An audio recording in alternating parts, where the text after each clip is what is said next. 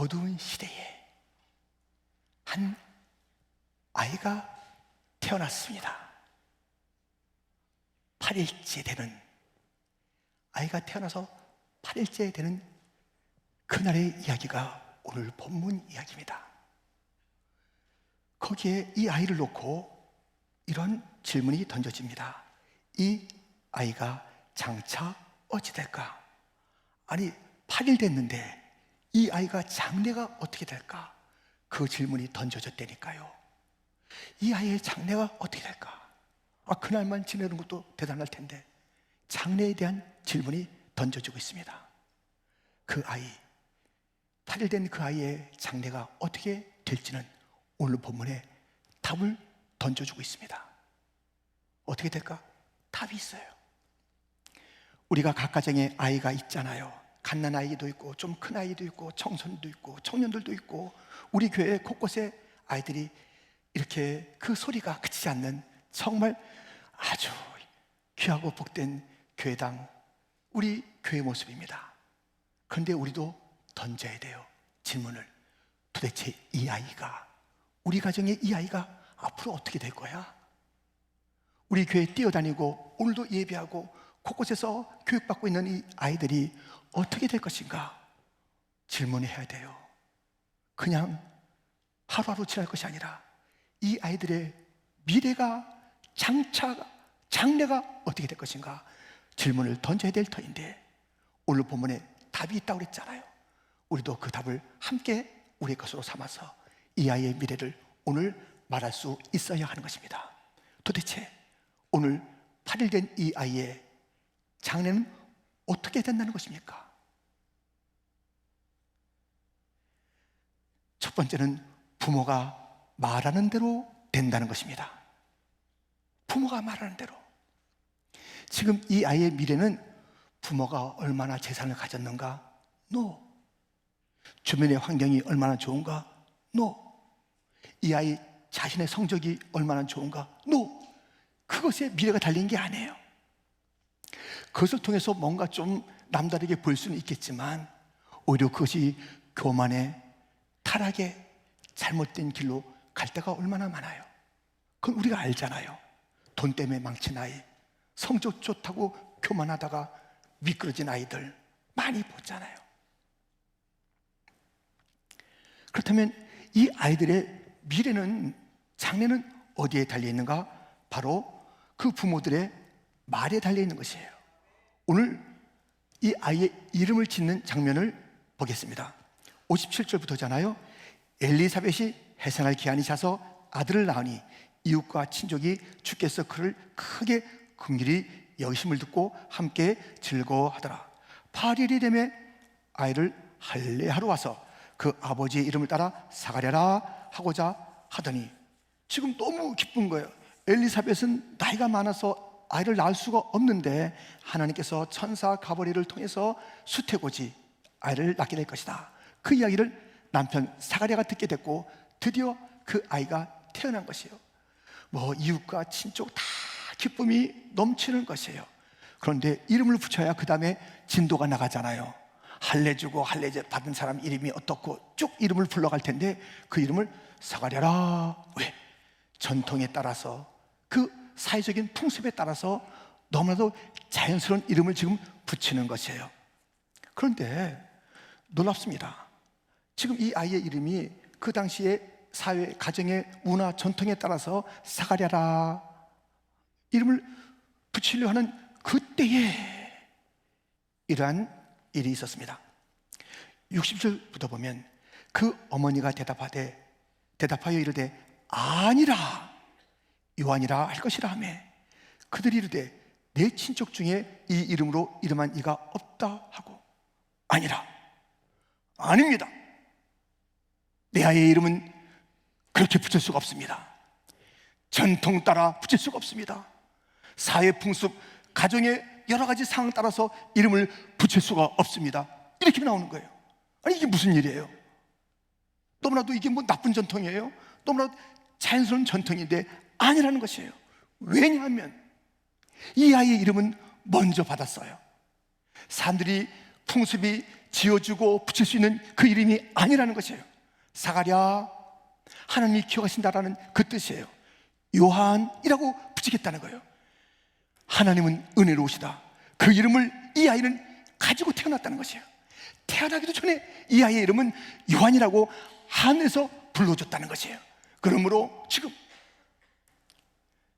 사람들 사회 풍습에 따른 이름이 아니라 전통을 따르지 아니하고 하늘의 뜻을 쫓아서 이름하여 요한이라고 어머니가 엘리사벳이 말하고 있습니다. 응? 이게 지금 무슨 뚱딴지 같은 소리야? 그러면 사가랴한테 물어봐야지. 아버지 될 사람한테 물어봐야지. 근데 이 사가랴는요, 제사장인데 그 나이 많은 자기와 엘리사벳이 아이를 갖는다라는 그 이야기를 듣고 나서 아이고 우리가 나이가 많은데 어떻게 의심하다가 탁 벙어리가 됐어요. 벙어리가. 그때까지 벙어리가 있으니, 벙어리로 되어 있으니 어떻게 그 아버지에게 묻고 답을 들을 수 있겠습니까? 그래서 몸짓으로 이 아이의 이름을 어떻게 지으면 좋아? 하면서 몸짓으로 이제 질문했어요. 그래서 답을 갖게 됐습니다. 62절부터 63절 같이 읽겠습니다. 그의 아버지께 몸짓하여 무엇으로 이름을 지으려 하는가 물으니 그가 서판을 달라하여 그 이름을 요한이라 쓰매 다 놀랍게 여기더라. 아멘. 깜짝 놀랐어요. 아니 엄마도 요한, 아버지도 요한, 소통이 잘 안 됐던 그 아버지도 요한, 엄마도 요한. 전통에 따라 이름을 붙이지 않겠다는 것이에요. 전통이 나쁜 전통도 있고 쓸데없는 고집의 전통도 있지만 좋은 전통이 있잖아요. 좋은 문화 있잖아요. 잘 가꾸고 넘겨야 될 그런 것들이 있잖아요. 아무리 그렇다 한들 말씀보다는 앞설 수 없어요. 말씀보다 앞설 수는 없어. 말씀이 이미 주어졌다고요. 이 아이의 이름을 요한이라 하라. 하늘이 주어진 그 이름을 전통에 따라서 바꿀 수가 없는 것이에요. 아, 이제 아이가 태어났으니 아이고 얼마나 좋아. 이때 사람의 관점으로 다시 바뀐 게 아니에요. 하나님께서 이 아이를 바라보고 이름하여 준 그 이름을 그대로 엄마와 아버지가 같이 그 이름을 부른 거예요.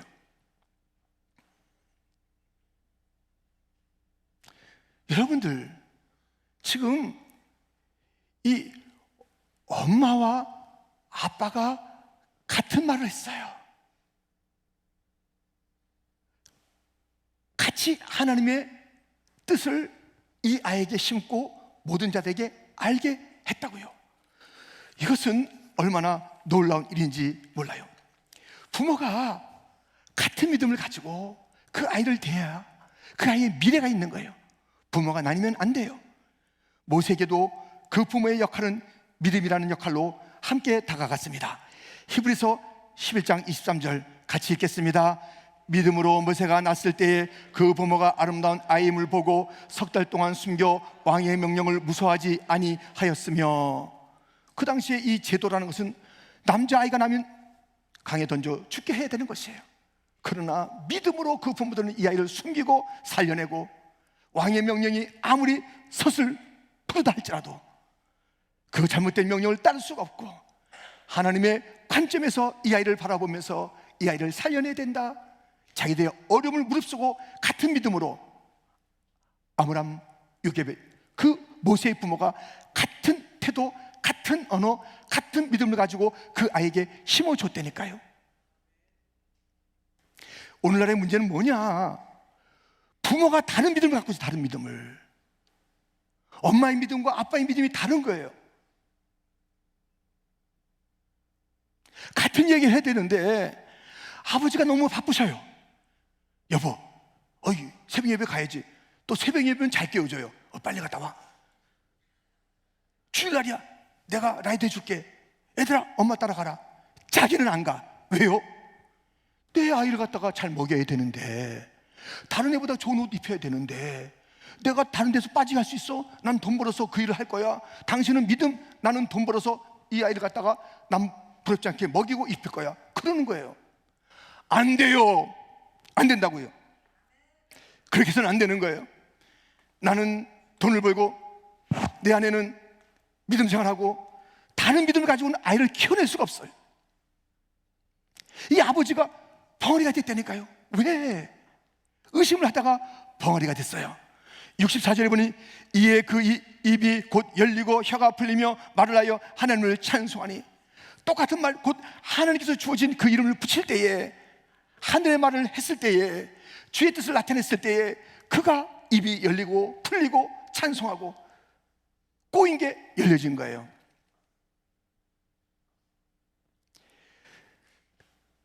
꼭 그런 건 아니지만 대부분이 이 남편의 믿음이 약할 경우가 있다니까요.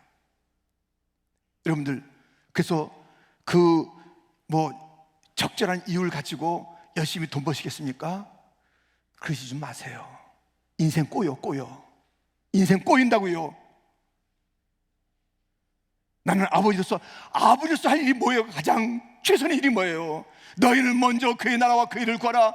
아이를 위하여, 물론 자기의 영혼을 위하여 먼저 해야 될 그 일들을 심어주는 것, 가르치는 것, 이것이 아버지에게 우선적인 일이에요. 어머니도 마찬가지예요. 남편의 믿음은 앞서가는데 엄마의, 아내의 믿음이 부실부실한 거예요. 교회 가자 해도 잘 안 가는 거예요. 근데 가만 보면 TV 보고 연속극 보고 있는 거예요. 이러시면 안 됩니다. 똑같이 열심히 예배자가 돼야 되고 말씀을 아이에게 넘겨줘야 돼요. 무엇을 넘겨줄 거예요? 돈을 넘겨줄 거예요? 성적 잘한다? 오이쿠. 세상에 사람들 아주 그냥 뺨을 쳐. 얼마나 치맛바람이 센지, 얼마나 세상의 성적에 목매여 있는지. 여기서는 예배자고 기도는 했지만 밖에 나가서는 공부해야지, 무슨 BBS야, 무슨 수련회야, 무슨, 이렇게 하면서 그 아이를 키워내보세요. 그 아이의 장래가 있겠는가? 그 아이의 미래가 있겠는가? 생각 좀 해보세요. 오늘 이 말씀이 뭐라고 합니까? 이 아이가 장차 어떻게 될고 질문을 던지잖아요. 그런데 그 아버지가 입이 풀리고 이 아이가 정말 미래가 있는 아이가 되잖아요. 캄캄한 시대에 빛나는 그런 사람으로 세워지는 그 사람, 요한, 세례 요한. 무엇을 통해서 이런 인물을 만드냐고요? 아버지와 어머니가 똑같은 믿음을 가지고 함께 그에게 말씀을 들려줄 때 그렇게 되는 것입니다. 이 소식은 온 세상에 알려졌습니다. 65절, 그 근처에 사는 자가 다 두려워하고 이 모든 말이 온 유대 산골에 두루 퍼지매. 이전에는 그렇지 않았잖아요. 이거 봐, 그 제사장 사가랴 벙어리 됐대. 그 엘리사벳, 그게 뭐야 지금? 그 나이에 무슨 임신했다는데 어떻게 된 거야? 수건. 조롱 비슷한 이야기가 가득 차 있었을 텐데 이제 그 아버지의 입이 열리고 엘리사벳이 당당하게 이야기할 수 있는 그 상황 속에서 하나님의 그 임재하심과 하나님의 역사심을 보면서 전통을 따라 이야기할 때 아니요, 이런 부모가 돼야 돼요. 아니라고 할 수 있는 부모가 돼야 되는 거예요. 지금 이 시대의 문제는 아니오가 없어. 아니오가 다 그냥 흘러가는 거예요. 이것도 믿음 생활을 하는데 그것도 좋아, 세상도 좋아. 아니오가 없어. 아니오가, 경계가 없어. 경계가. 그러니까 이 시대가 지금 무너지고 있는 거예요. 아니오라고 믿음 생활에서 아니오하는 그런 사람이 드물대니까요. 가정이 허물어져, 교회가 허물어져, 이것도 아니고 저것도 아니고 다 그런 모습이 가정에 있는 그때에 엘리사벳과 사례는 아니요, 전통이 아니요, 그 길이 아니요, 하나님이 말씀하신 대로 이거 아니요, 이렇게 말했을 때 풀리고 아름다운 소문이 가득 차게 된 것입니다. 여러분들, 아무리 눈물겨운 아버지, 아무리 눈물겨운 어머니, 아이들에게 배 골게 할 수 없다라고 그렇게 뛰어다니면서 신앙을 팔아버린 듯한, 예배를 뒤로 밀 듯한 그런 부모가 있는 그 아이의 장래는, 이 아이의 장래는 어떻게 될까? 답을 해보세요. 어떻게 될까? 어떻게 될까? 답을 해보세요. 정말 하늘로부터의 음성이 그 아이에게 들려져야 돼요. 하나님 아버지도 아들 예수님께 이렇게 말했습니다. 마태복음 3장 17절, 하늘로부터 소리가 있어 말씀하시되 이는 내 사랑하는 아들이요 내 기뻐하는 자라 하시니라. 하늘의 이야기를, 하늘의 음성을 우리 아이들이 들어야 돼요. 예수님도 들었다고요. 다 알고 있는 것 같은데 예수님이 직접 들려줬다니까요. 내 사랑하는 아들, 내 기뻐하는 자라는 그 음성을 또 들려줬다니까요. 우리는 들려줄 하늘의 이야기가 있어야 하는 것입니다. 우리 아이들에게 그것을 들려줘야 되는 것입니다. 너는 하늘의 이름을 갖고 있단다. 너는 주님의 것이야. 내가 너를 지명하여 불러나니 너는 내 것이라.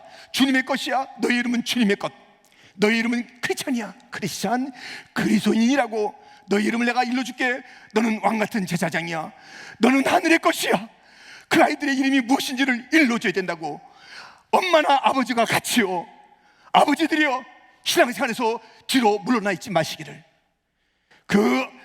미안합니다, 돈 버는 게 얼마나 힘든데 이렇게 표현하겠습니다. 알량한 돈을 벌겠다고 존귀한 믿음을 팔아버리는 아버지는 더 이상 이 자리에 없기를. 그런 아버지가 아이를 만든다고요, 아이를 키운다고요, 아이에게 미래가 있게 한다고요, 망친다니까요. 믿음이 없는 어머니의 그 망침이 아이들의 그 삶 가운데 나타날 터인데,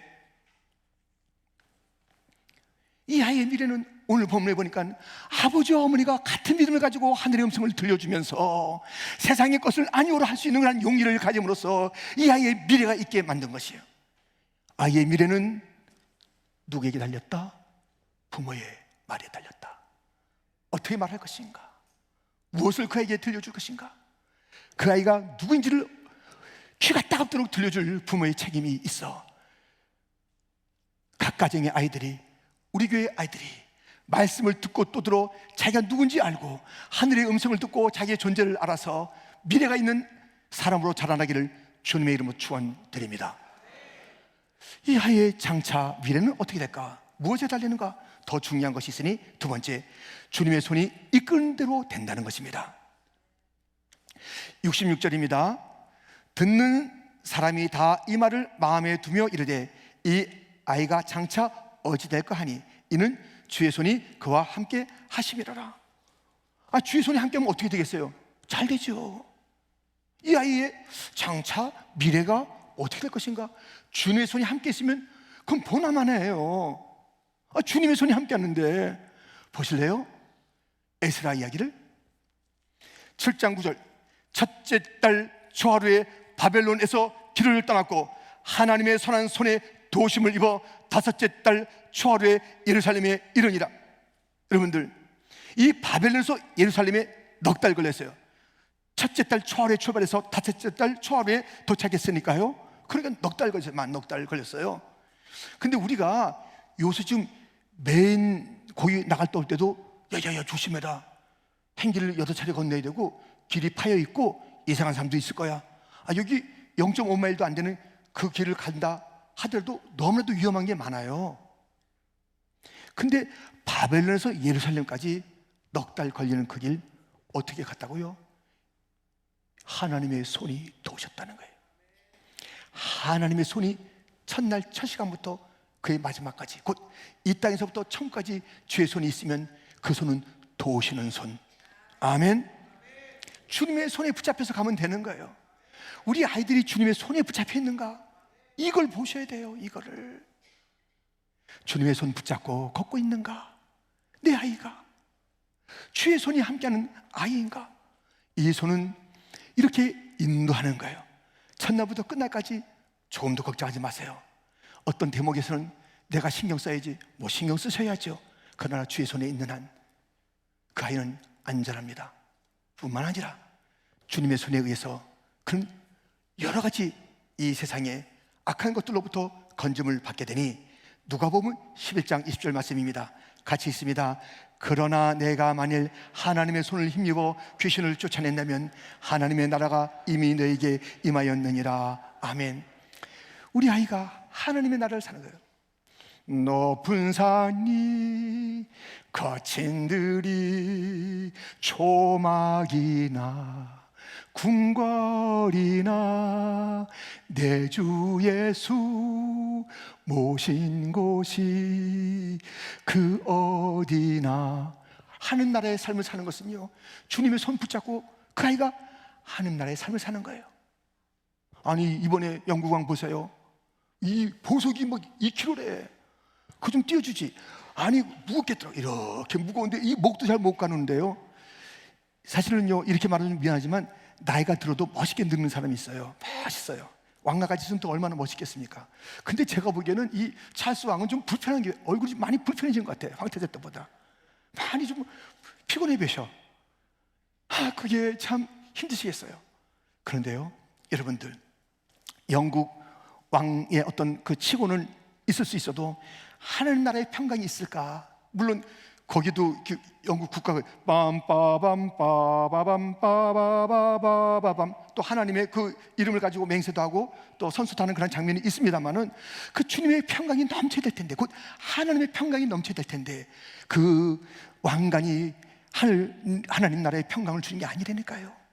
주 예수와 동행하는 데서 있는 거예요. 다른 어떤 화려한 옷이 그것을 주는 게 아니에요. 주 예수와 동행할 때 하나님 나라에 곧 귀신이 떠나고 절망이 떠나고 여러 가지 근심이 떠나고 염려가 떠나고 좌절이 떠나고 다 떠나는 거예요. 어떻게? 하나님의 손이 그것을 그냥 두지 않아요. 다 물리치는 거예요. 그런데요, 여러분들 잘 보세요. 지금 이 아이에게, 이제 요한이라고 이름 붙여지는 이 아이에게 하나님의 손이 함께 하시면서 그의 미래가 이제 보이는 거예요. 얼마나 찬란할지 보이는 거예요. 이 8일째 된 아이 속에 하나님의 손이 함께 했다는 걸 생각하니까는 그 아이의 미래가 보이는 것이에요. 근데 그 하나님의 손은 어떻다고요? 인도하시는 손이에요. 첫날부터 끝날까지 귀신을 쫓아내는 거예요. 그런데 이 하나님의 손이 예수님께서 똑같은 구절을 말씀하시면서 이렇게 표현했습니다. 곧 누가복음 11장 20절과 그리고 마태복음 12장 28절 딱 비교가 되죠. 보면 그러나 내가 만일 하나님의 손을 힘입어 귀신을 쫓아낸다면 하나님의 나라가 이미 너에게 임하니라. 똑같은 말을 그러나 내가 하나님의 성령을 힘입어 귀신을 쫓아내는 것이면 하나님의 나라가 이미 너에게 임하였느니라.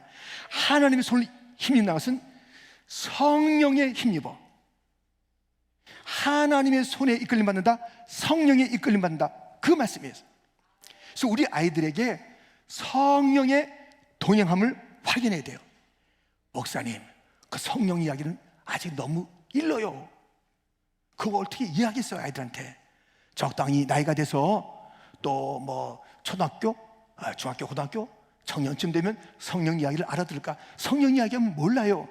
여러분, 때는 늦으리. 그때 성령을 일러주면 때는 늦으리. 이 세례 요한은 언제부터 성령의 사람이 되었는가? 누가복음 1장 13절부터 그 이름을 요한이라 하라. 이는 그가 주 앞에 큰 자가 되며 포도주나 독한 술을 마시지 아니하며 모태로부터 성령의 충만함을 받아 이스라엘 자손을 줄곧 그들의 하나님께로 많이 돌아오게 하겠습니다. 모태부터 성령 충만 받은 거예요. 모태부터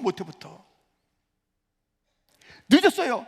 8일째 될 때 성령 충만 얘기하면 늦었어요. 모태부터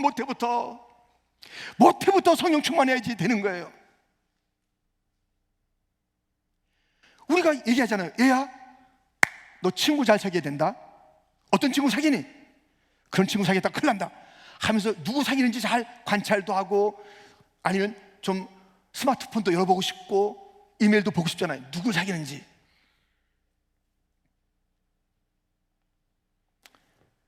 가장 신경 쓸 가장 친한 이가 누군가 성령님인가를 먼저 확인하시면 돼요. 내 아이가 가장 친한 이가 성령님인가? 우리 성령님은 우리의 파라클레토스, 우리의 보호자요, 우리의 후원자요, 우리의 동행자요, 우리의 친구요. 성령님과 어렸을 때부터 내 아이가 동행하는가, 이걸 확인해야 돼. 이거를요. 그게 주님의 손 붙잡고 사는 삶이라니까요. 성령의 충만함. 모태부터 성령 충만인데, 그래서 어떻게 되는 거예요? 이 아이의 삶이 어떻게 된 거예요? 이 아이의 삶이 너무나도 아름다운 삶, 곧 이스라엘 자손을 다 주 앞으로 돌아오게 하는 사명 어린 삶을 산 것이에요. 그래서 성령 충만하니까 얘기한 거예요. 너희들은 불세례 또는 성령의 세례를 받든지 심판을 받든지 할 것이다. 회개하고 돌아오라, 이런 외침을 해서 수많은 자들을 돌이켜 세례받고 하나님께로 돌아오게 하는 그 삶을 가졌다니까요. 어떻게 했기 때문에? 어렸을 때부터 성령 충만. 이거 놓치면 큰일 나요. 그래서 야, 포도주와 독주 마시지 말고, 그 당시에 암울한 세상이에요. 그 청년들도 술 취하고 어른들도 술 취하고, 왜? 로마의 압제 가운데 있으니까 너무너무 서럽고 힘들고 하루하루가 지옥이라고요. 그러니 술로 달려보려고 엉뚱한 것으로 그렇게 그 삶을 채워보려고 하는, 그것이 남부에 있어요. 이 아이는 아니다. 지금 이 시대에 어떤 시대예요? 마약에 취했다고요. 이제 한 걸음 아니 반 걸음 아니 집에 있는데도 다가오는 게 마약에, 아이들 취하게 하는 일들이 마약뿐이겠어요? 얼마나 많은 것들이 우리 아이들을 취하게 하는데, 이것을 이겨내는 것은 주의 손이 있어야 되는 거예요. 주의 손이 있어야 우리 자녀를 인도하는 겁니다.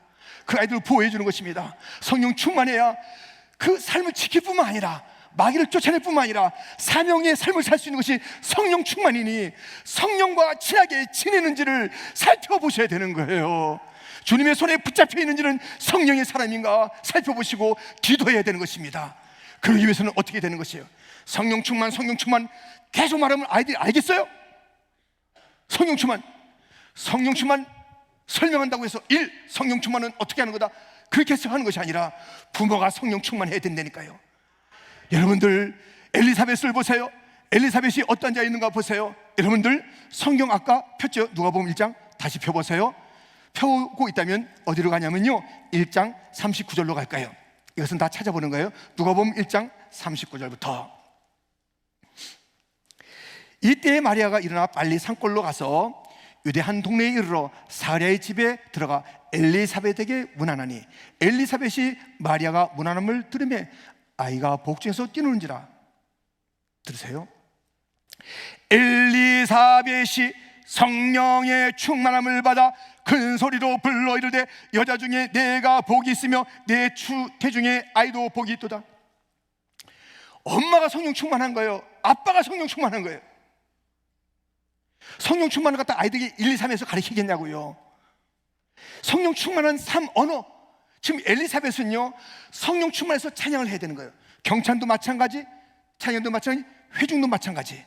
우리가 주님 앞에 찬양할 때 성령의 찬양이 돼야 되는 거예요. 근데 엘리사벳은 대화 자체가 성령 충만이에요. 대화 자체가 내가 복되도다. 얼마나 복된 얘기를 하냐고요. 성령 충만하니까 복된 이야기를 하는 거예요. 소망 이야기를 하는 거예요. 서로 사춘간이잖아요. 시기 질투할 만하잖아요. 너도 애기 가졌어? 등등의 이야기. 야, 너 처녀인데 어떻게 가진 거야? 이런 얘기가 아니에요. 이런 얘기가 아니라고요. 성령 충만하니까 자기의 상황, 상대방의 상황, 주변의 상황을 뛰어넘는 기쁨과 선포와 서로 그렇게 세워주는 일들이 있는 것이에요. 성령 충만한 사람이 되기를 원하시면 성령 충만한 부모가 되셔야 돼요. 설명할 필요가 없어. 말하는 것이 성령 충만이요, 예배가 성령 충만이요, 그냥 부르는 찬송이 아니에요. 성령 충만해요.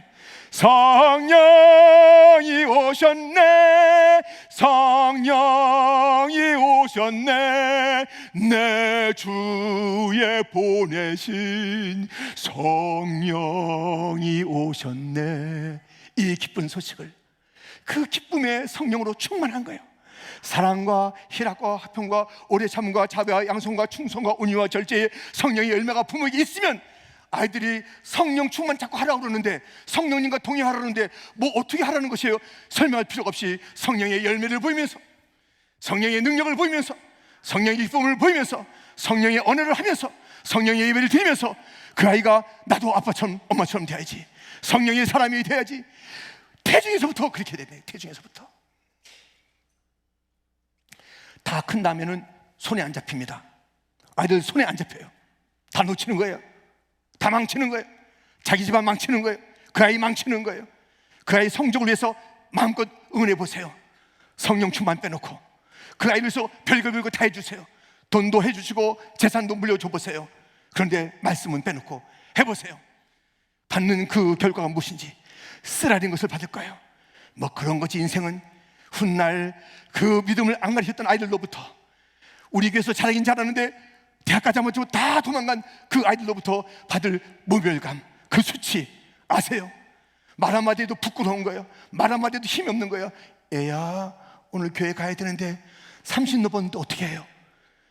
십장 가갔는데 어떡하냐고요? 교회 안 나온 지가 지금 10년, 20년 됐는데 그때 어떡하냐고요? 지금 해야 돼. 지금 우리는 각 가정의 아이들을 지금, 우리 교회 아이들을 지금 성령의 충만한가, 주님의 손을 붙잡고 있는가, 성령님이 친구인가, 말씀이 새겨져 있는가. 지난 수요일날도 우리가 성령 암송대 했어요. 아이들부터 조그만 아이부터 80 넘은 어른들까지 다 그 암송하면서 얼마나 감격적인 모습을 봤는지 몰라요. 얼마나 감격적인.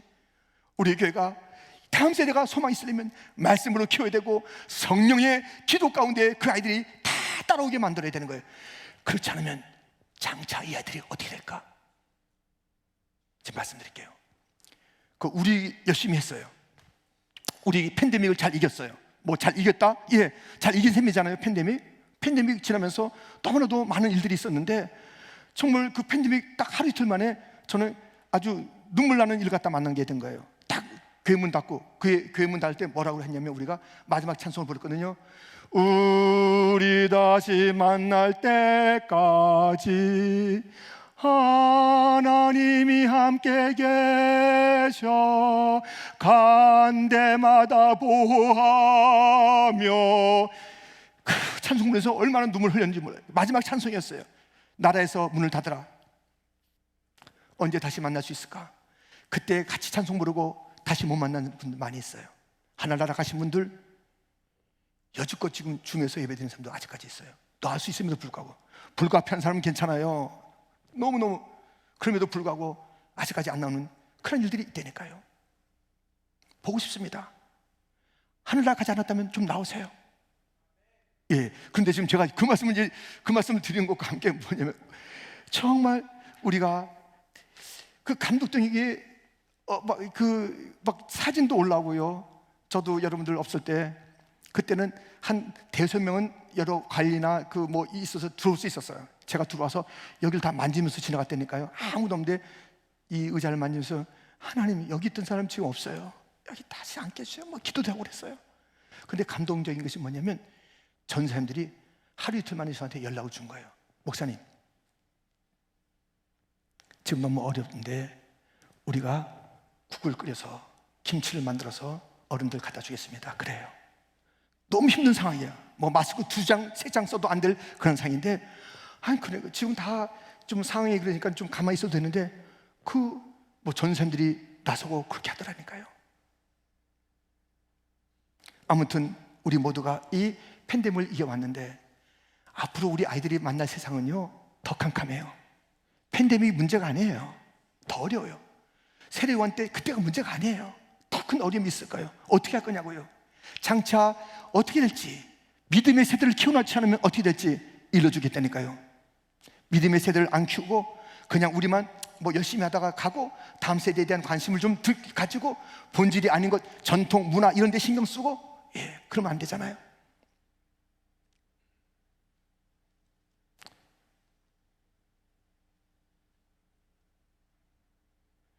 그 아이들 그냥 놔두면요 여기가 어떻게 되냐면 이거는 지금 현재 우리가 그렇게 된 게 아니라 그 교회당 그 강대상이 바에 S석이 돼가지고 제일 돈을 많이 받는 바가 되는 거예요. 술집이 되는 거예요. 이게 다 변해서 여기서 이상한 쇼하고 이상한 일을 벌이는 그런 곳이 되는 거예요. 다음 세대 키우지 않으면 장차 이 아이가 어떻게 될 것인가, 그 아이들에 대한 열정 어린 말씀의 교육과 성령에 동행하는 그 일들을 위하여 기도하고 가르치고 본을 보이지 않으면 지금 유럽 교회가, 아니 미국 교회가 지금 다 그래. 이거 어떻게 유지 못하니까 그냥 팔아가지고 무슨 이단으로 팔아버리고 술집으로 팔아버리고 댄스홀로 팔아버리고 이렇게 돼서 이 강단이 그렇게 된 거예요. 십자가에다 다른 걸 장식해놓고 깔깔깔깔. 그런 세대를 볼 거냐고요. 천국 가서 그런 세대를 볼 거냐고요. 그럴 수가 없잖아요. 우리만 천국 가면 되냐고요. 이 다음 세대는 어떡하냐고요. 새롭게 지은 저 성전이 20년 30년 지난 다음에 이상한 곳이 돼서 되겠냐고요. 꽉꽉꽉 더 많은 다민족이 차고 다음 세대가 훈련받는 곳이 돼야 되는 것 아니겠습니까? 그렇다면 지금 우리가 지금 깨어서 다음 세대를 향한 이 아이가 어떻게 될 것인가, 더 험한 바람이 불어칠 때에 우리의 아들 딸들 다음 세대가 어떻게 될 것인가, 부모들이요 교사들이요 그리고 온 성도들이요 우리가 본을 보이면서 성령의 충만한 삶을 보이면서 성령으로 충만한 아이들, 그 세대를 만들어냅시다. 우리가 말씀으로 양육해서, 아니요 세상은 아니다, 아무리 세상의 바람이 세더라도 그것이 우리 아이들의 미래는 아닙니다. 말씀이 미래예요.